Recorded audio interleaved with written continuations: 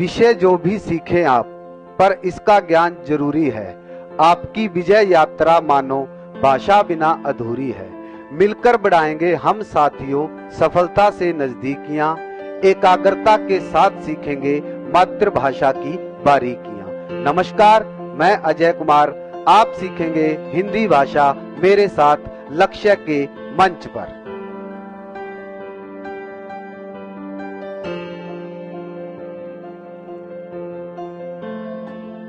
नमस्कार, तेज हरियाणा के फटाफट 25 खबरों के बुलेटिन में आपका स्वागत है। दोस्तों, आज है 24 फरवरी दिन बुधवार। यदि आपने अभी तक भी हमारे चैनल को सब्सक्राइब नहीं किया तो सब्सक्राइब अभी जरूर करें। तो चलिए दोस्तों, बिना कोई वक्त गवाए शुरुआत करते हैं हरियाणा की पहली इस खबर के साथ। हरियाणा के गृह मंत्री विज ने जेपी नड्डा से की मुलाकात, प्रदेश के कई अहम मुद्दों को लेकर की चर्चा। हरियाणा के गृह मंत्री अनिल विज ने मंगलवार को दिल्ली पहुंचकर भारतीय जनता पार्टी के राष्ट्रीय अध्यक्ष जेपी नड्डा से एक लंबी मुलाकात की। इस मुलाकात में प्रदेश के कई अहम मुद्दों को लेकर चर्चा की गई और विशेष तौर पर किसान आंदोलन पर भी दोनों नेताओं के बीच में खुलकर बातचीत हुई। 17 महीनों बाद हटेगा अशोक तंवर से फ्रीलांस राजनेता का टैग, 25 फरवरी को नए मोर्चे का करेंगे ऐलान। पिछले करीब 17 माह से फ्रीलांस राजनीति कर रहे कांग्रेस के पूर्व प्रदेश अध्यक्ष डॉक्टर अशोक तंवर की सियासत से फ्रीलांस का टैग अब हटने जा रहा है। सिरसा से पूर्व सांसद और युवा कांग्रेस के पूर्व राष्ट्रीय अध्यक्ष डॉक्टर अशोक तंवर ने अब खुद का एक सियासी फ्रंट बनाने का निर्णय ले लिया है। सूत्रों की माने तो 25 फरवरी को अपने नए मोर्चे का ऐलान करेंगे। इसको लेकर वे 25 से अधिक शहरों में वेबिनार के माध्यम से अपने समर्थकों के साथ जुड़ेंगे और मोर्चे के नाम की भी घोषणा करेंगे। 20 फरवरी को सियासी मोर्चा बनाने की तैयारी में है अशोक तंवर।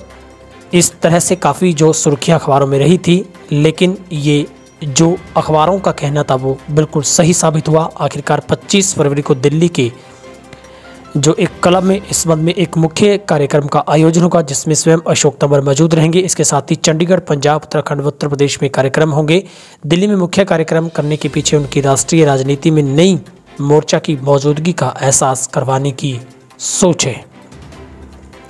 अशोक तंवर ने छात्र नेता के रूप में सियासत में दस्तक दी थी। कांग्रेस विधायक दल की मीटिंग खत्म, अविश्वास प्रस्ताव को लेकर बनाई गई रणनीति। हरियाणा में 5 मार्च से बजट सत्र शुरू हो रहा है। इस बजट सेशन में कांग्रेस राज्यपाल के अभिभाषण और शोक प्रस्ताव के बाद अभी अविश्वास प्रस्ताव लाएगी। ये निर्णय मंगलवार को चंडीगढ़ में नेता प्रतिपक्ष भूपेंद्र सिंह हुड्डा की अध्यक्षता में हुई कांग्रेस विधायक दल की मीटिंग में लिया गया। मीटिंग खत्म होने के बाद जानकारी देते हुए हुड्डा ने कहा कि मंगलवार को विधायक दल की अनौपचारिक बैठक हुई। 4 मार्च को 3 बजे विधायक दल की मीटिंग होगी। उन्होंने इस मीटिंग में डोमिसाइल, शराब तस्करी, कानून व्यवस्था, कृषि कानूनों सहित अन्य मुद्दों पर चर्चा हुई है। उन्होंने कहा कि बैठक में बजट सेशन को लेकर रणनीति बनाई गई है। उन्होंने कहा कि हरियाणा में कोई काम नहीं हो रहा है, सिर्फ घोटाले हो रहे हैं। प्रदेश सरकार विधायकों को विश्वास खो चुकी है, जिसके चलते कांग्रेस सेशन के दौरान राज्यपाल के अभिभाषण और शोक प्रस्ताव के बाद अविश्वास प्रस्ताव लाएगी। 5000 से ज्यादा नौजवान खून से राष्ट्रपति के नाम लिखेंगे खत, कृषि कानूनों को रद्द करने की करेंगे मांग। मोदी सरकार के नए कृषि कानूनों को रद्द करवाने की मांग को लेकर जिन जिले के 5000 से ज्यादा नौजवान खून से राष्ट्रपति को पत्र लिखेंगे, इसके लिए मुहिम जल्द शुरू की जा रही है। राष्ट्रपति को खून से पत्र लिखने की इस मुहिम की अगुवाई करने वाले भारतीय नौजवान सभा जिंद के प्रधान मिर्चपुर ने सोमवार को बताया है कि 5100 नौजवान अपने खून से राष्ट्रपति को पत्र लिखेंगे। पत्र में राष्ट्रपति से मांग की जाएगी कि नए कृषि कानूनों को रद्द किया जाए। नए कृषि कानून कृषि की तरह किसी भी तरह से किसान, मजदूर और छोटे व्यापारी के हित में नहीं है। ये कानून केवल चंद बड़े पूंजीपतियों को मददगार देने के लिए है। हरियाणा के पूर्व मुख्यमंत्री ओपी चौटाला को बड़ी राहत, दिल्ली हाईकोर्ट ने बढ़ाई पैरोल की तारीख। हरियाणा के पूर्व मुख्यमंत्री ओपी चौटाला को दिल्ली हाईकोर्ट से राहत दी है। हाईकोर्ट ने चौटाला की पैरोल 9 मार्च तक बढ़ा दी है। बता दें कि ओपी चौटाला की पैरोल 23 फरवरी को खत्म हो गई थी। उन्होंने रिहाई की मांग को लेकर दिल्ली हाईकोर्ट में याचिका दायर की है। टीचर भर्ती घोटाला मामले में दिल्ली की तिहाड़ जेल में सजा काट रहे हरियाणा के पूर्व मुख्यमंत्री ओपी चौटाला ने राहत के लिए दिल्ली हाईकोर्ट का रुख किया था। न्यायमूर्ति योगेश खन्ना की पीठ ने याचिका को 2 सदस्यीय पीठ के समक्ष सुनवाई के लिए स्थानांतरित कर दिया। याचिका पर सुनवाई हुई और हाईकोर्ट ने ओपी चौटाला की पैरोल को 9 मार्च तक के लिए बढ़ा दिया है। फर्जी आरसी घोटाले में मिलिट्री के वाहन दिखाकर लगाते थे लाखों का चूना और ओपी ने बनाई 1000 फर्जी फाइलें। वाहनों के फर्जी रजिस्ट्रेशन घोटाले में दिन प्रतिदिन नई बातें सामने आ रही है। यमुनानगर पुलिस अधीक्षक कमलदीप गोयल ने अब एक नया खुलासा करते हुए बताया कि रजिस्ट्रेशन के समय वाहनों को मिलिट्री वाहन दिखाया जाता था, जिसमें एनओसी की जरूरत नहीं पड़ती थी और वाहन का चेसी नंबर भी बदल दिया जाता था, जिसके चलते वाहन का रजिस्ट्रेशन हो जाता था। उन्होंने बताया कि इससे न सिर्फ हरियाणा सरकार को राजस्व का नुकसान हुआ, बल्कि जिस राज्य से गाड़ियां ली जाती थी वहां भी राजस्व का नुकसान हुआ। उन्होंने बताया कि इसके अलावा गाड़ी की कीमत भी कम दिखाई जाती थी। ऐसे वाहन पर एजेंटों के पास थे जिन्होंने दूसरे राज्य में सरकार को पैसा देना था। पुलिस अधीक्षक ने बताया कि अभी तक 3 लोगों की गिरफ्तारी हुई है। गिरफ्तारी के दौरान पूछताछ में एक आरोपी ने 1000 के करीब फाइल बताई है जिसमें फर्जी रजिस्ट्रेशन हुआ, लेकिन सही संख्या डाटा इकट्ठा किए जाने के बाद ही सामने आएगी। उन्होंने बताया कि इस मामले में गठित SIT बहुत तेजी से कार्य कर रही है। जाखल नगर पालिका में प्रधान सीमा के खिलाफ अविश्वास प्रस्ताव पारित। जाखल नगर पालिका में अविश्वास प्रस्ताव की चर्चा के दौरान पार्षदों ने एक विशेष मीटिंग करते हुए वोटिंग की और मौजूदा प्रधान सीमा के खिलाफ अविश्वास प्रस्ताव पारित कर दिया, जिसके बाद अब सीमा नगर पालिका जाखल की प्रधान नहीं रही है। इस मौके पर SDM टोहाना मौजूद रहे। मीटिंग के दौरान प्रधान सीमा वोटिंग के दौरान मौजूद नहीं रही, जिसके बारे में जानकारी SDM टोहाना नवीन कुमार को दी है। इस बैठक के दौरान बाहर की सीमा समर्थकों ने बीजेपी मुर्दाबाद के सुभाष बराला मुर्दाबाद के नारे लगाते हुए कहा कि इसके खिलाफ कोर्ट जाएंगे। वहीं इस बैठक के शुरू होने के बाद सीमा ने नगरपालिका के गेट पर आकर प्रशासन पर अव्यवस्था के आरोप लगाते हुए कहा कि नियम के मुताबिक चुनाव नहीं करवाया जा रहा। वहीं SDM टोहाना ने सीमा के आरोपों को नकारा, कहा कि सब कुछ नियम के तहत किया गया। अभय चौटाला का फिर से दुष्यंत पर बड़ा निशाना। दुष्यंत चौटाला का इस्तीफा उनकी जेब में है, ये कहने वाले अब इस इस्तीफे को लेकर अजय सिंह जेल चले गए हैं। अब दुष्यंत चौटाला कहां से देगा? सोशल मीडिया पर लोग कमेंट कर रहे हैं कि दुष्यंत चौटाला स्पीकर के पास इस्तीफा देने के लिए चले गए, लेकिन जब हाथ जेब में डाला तो इस्तीफा नहीं मिला, क्योंकि इस्तीफा अजय सिंह के पास जेल में है।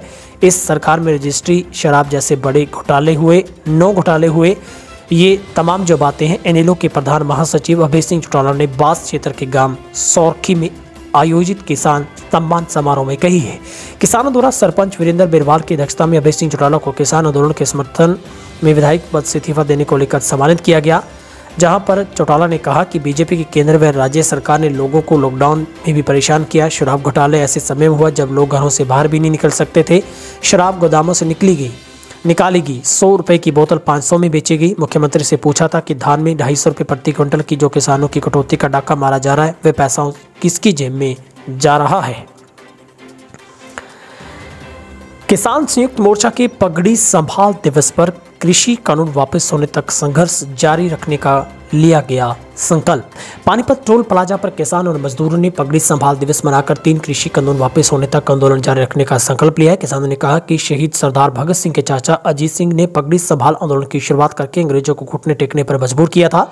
इसी तरह किसान भी मौजूदा सरकार को तीनों कृषि कानून वापस लेने पर मजबूर करेंगे और आंदोलन जारी रहेगा। भारतीय किसान यूनियन के जिला प्रधान कुलदीप बालाना, किसान नेता बिंटू मलिक और सीटू पदाधिकारी सुनील दत्त ने कहा कि किसान संयुक्त मोर्चा के आह्वान पर किसान मजदूरों ने पगड़ी संभाल दिवस मनाया। उन्होंने बताया कि 1906-7 के दौरान शहीद भगत सिंह के चाचा अजीत सिंह ने इसी आंदोलन की शुरुआत की थी। 9 महीने चले इस आंदोलन के कारण अंग्रेजों को घुटने टेकने पर मजबूर कर दिया गया था। फरीदाबाद के इंडस्ट्रियल एरिया में बड़ा हादसा, लाखों का नुकसान। हरियाणा के फरीदाबाद जिले का इंडस्ट्रियल एरिया मंगलवार सुबह धुआं हो गया। लोगों को सांस लेने में दिक्कत होने लगी। पूरे इलाके में काला धुआं फैल गया, क्योंकि मुजेसर थाना क्षेत्र के सरूरपुर औद्योगिक क्षेत्र में गत्ते की फैक्ट्री में भीषण आग लग गई थी। आग इतनी विकराल थी कि उस पर काबू पाने के लिए पलवल और गुरुग्राम से दमकल की गाड़ियों को बुलाना पड़ा।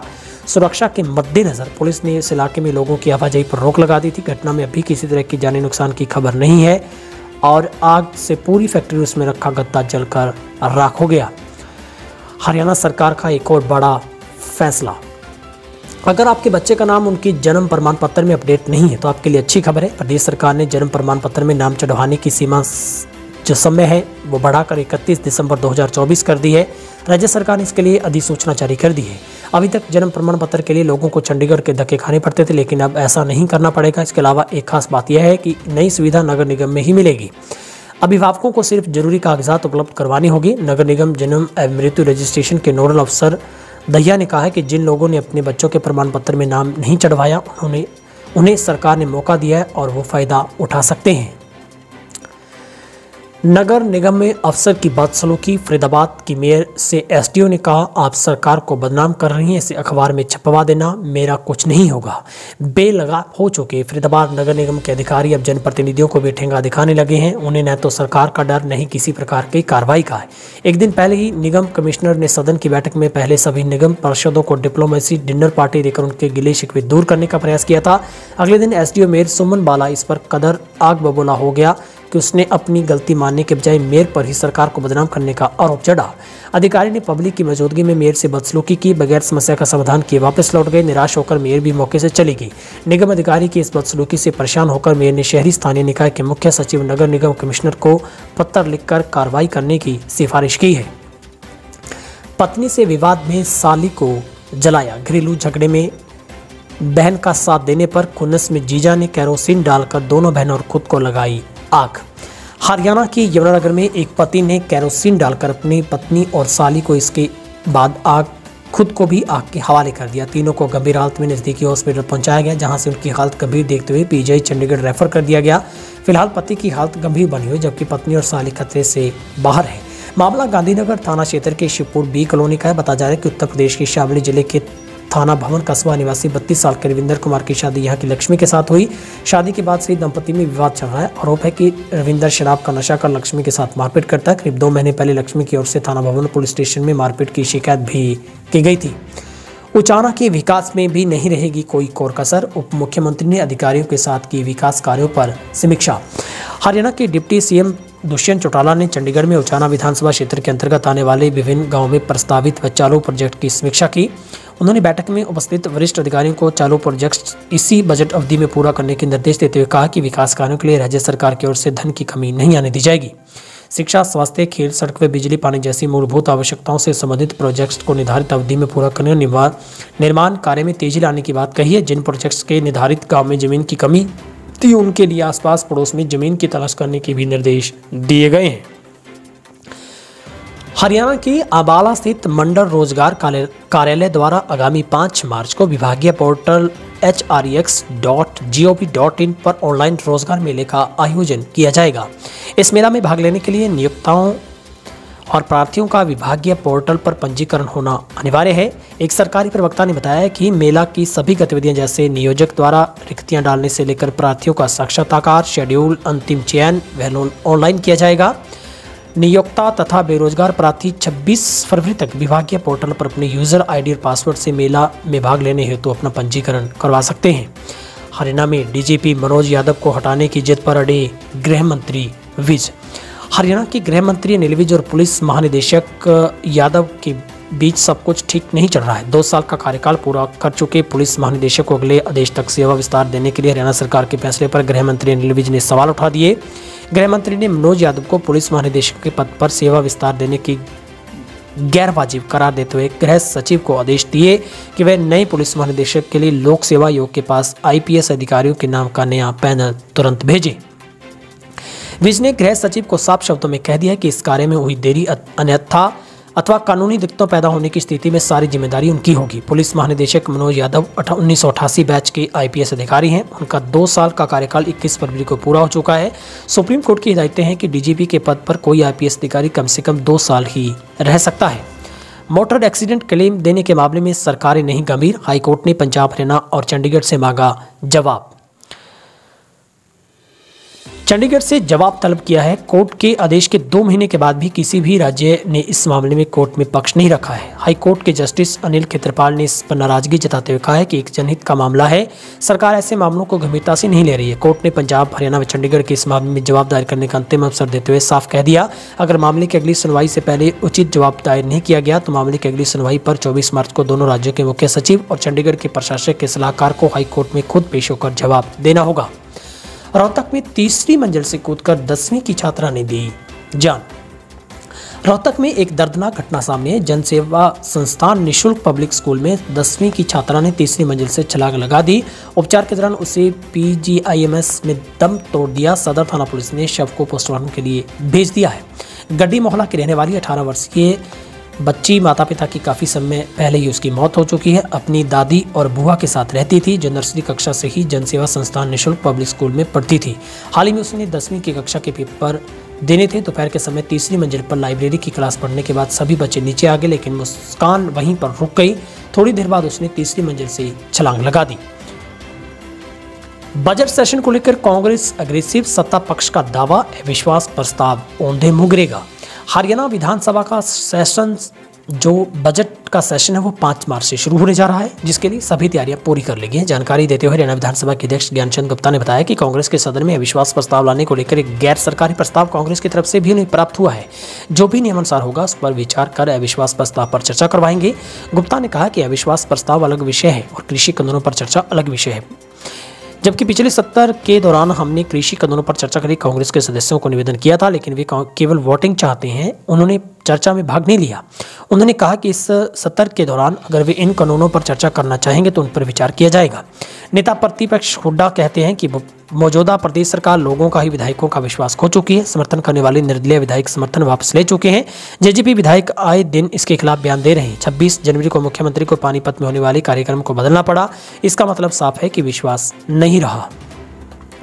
सोलर स्ट्रीट लाइटों में गबन करने पर 2 गांव के सरपंच निलंबित। चरखी दादरी में सोलर स्ट्रीट लाइटों की खरीद में अनियमितता को लेकर उपायुक्त ने गांव खेड़ी बुरा व सावड़ के सरपंच को सस्पेंड कर दिया है। गांव खेड़ी बुरा के सरपंच के खिलाफ सीएम विंडो पर शिकायत दी गई थी, इसी जांच की गई। दादरी सदर थाने में इसके खिलाफ एफआईआर दर्ज की गई है।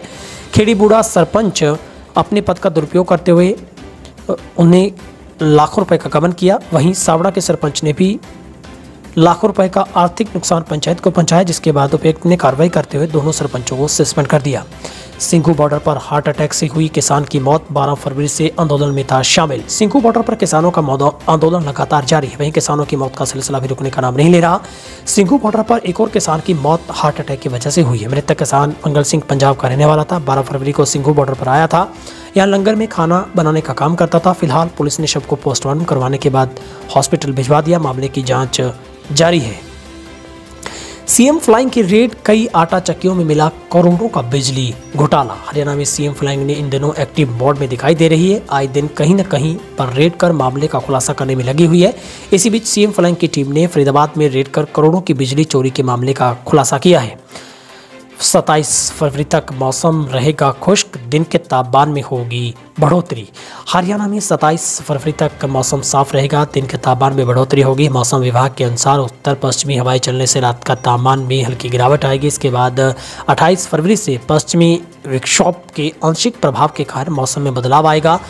मौसम साफ रहा, जिसके कारण से दिन के तापमान में बढ़ोतरी दर्ज की गई है। तापमान सामान्य से 4 डिग्री ज़्यादा रहा। इससे समय गर्मी का एहसास दिन में भी हो रहा है। इसके अलावा रात के तापमान में बढ़ोतरी दर्ज की गई, हालांकि इस सामान्य से 1 डिग्री कम रहा, जहां पर शाम ढलने के साथ मौसम फिर से ठंडा हो गया है। अधिकतम तापमान 29.5 और न्यूनतम 9 डिग्री सेल्सियस दर्ज किया गया है। रविवार सुबह धुंध के कारण 30 मीटर दृश्यता जहां पर आंकी गई थी, वहीं पर आगामी दिनों में ऐसा नहीं है, जहां पर सोमवार मंगलवार को धुंध देखने को नहीं मिली है और पहाड़ों की तरफ से आने वाली उत्तर पश्चिमी हवा धुंध बनने का प्रमुख कारण है वो बनी थी। वहीं पर हरियाणा में पंचायतों का कार्यकाल भी अब पूरा हो गया है, जहां पर अब सरपंचों को पद मुक्त किया गया है। सभी जिलों के जो खंड पंचायत अधिकारी हैं उनको तमाम जो पावरें हैं वो स्थानांतरित की गई है और सरपंचों की ओर से अपना जो तमाम जो कार्यभार है वो अपने अपनी बीडीपीओ को सौंप दिया गया है। अब सबके कयास और निगाहें पंचायती चुनाव पर है। फिलहाल सूत्र यही कह रहे हैं कि पंचायती चुनाव अभी नहीं होंगे, कई महीनों तक के लिए टल सकते हैं, क्योंकि अभी तक सरकार इस आंदोलन के बीच में नहीं चाहती कि किसी भी तरीके का विरोध का सामना करना पड़े। फिलहाल हरियाणा की टॉप फटाफट 25 खबरों के बुलेटिन में आज के लिए इतना ही। यदि आपने अभी तक भी चैनल को सब्सक्राइब नहीं किया तो सब्सक्राइब अवश्य करें, बेल आइकन दबाएं। किसान आंदोलन का अगर आप समर्थन करते हैं तो जय जवान जय किसान लिखें। किसानों के प्रति आपकी क्या राय है, कमेंट बॉक्स में जाइए, बेबाक अपनी राय लिखिए। सरकार और किसानों के बीच में कहां अब सबसे बड़ा गैप है कि आखिर बातचीत किसी भी दौर में नहीं हो रही है? क्या अब सरकार को वाकई ही किसानों के साथ बातचीत को आगे बढ़ाना चाहिए या फिर किसानों को भी सरकार के साथ बातचीत के टेबल पर आना चाहिए? तमाम मुद्दे हैं जो आपकी राय हम जानेंगे आपके कमेंट बॉक्स में। बहुत बहुत शुक्रिया, आप सबका दिन शुभ रहे।